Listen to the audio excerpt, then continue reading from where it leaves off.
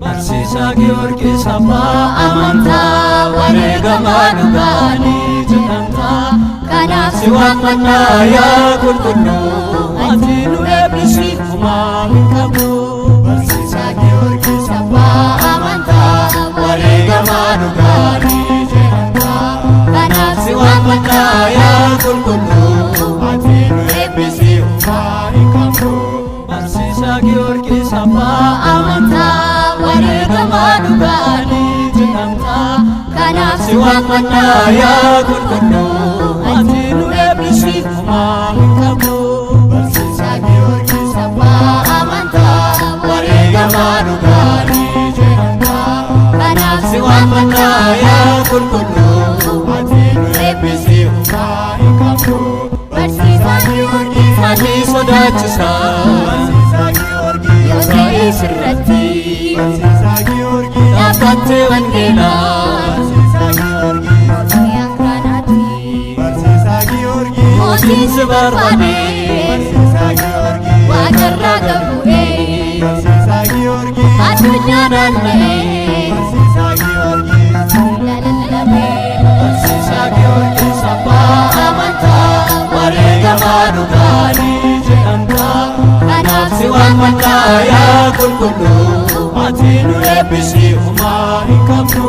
Wareegamaa dhugaa abbaa fardaa adii gaachanni kee fannoo yoo jedhan fannisi hundeeffannoo. Biyyi lafaa sitti sitti ta'uu hin dhageenye ati yaadannaan turu. Barsiisaa Giyoorgis abbaa amantaa wareegamaa dhugaanii jedhamtaa. Kanaaf si waammannaa yaa qulqulluu ati nu eebbisi homaa hin qabnu. Barsiisaa Giyoorgis arjummaa argattee waaqa uumaa biraa kadhannaan jabaattee argannee sirraa. Torbaa du'ee ka'ee waaqni wajjin ta'ee amantaan jiraatee sassufaatee.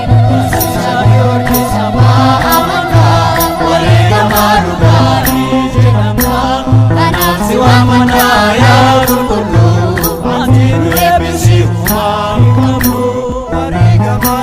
Addunyaan si gaddee si balleessuuf yaalee waaqa kee dagadhu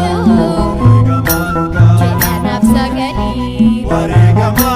Harka kee balliftee ooluuf kan dhaabbattee haadhaa qophaa'eessitee amantaa dhiyeessitee.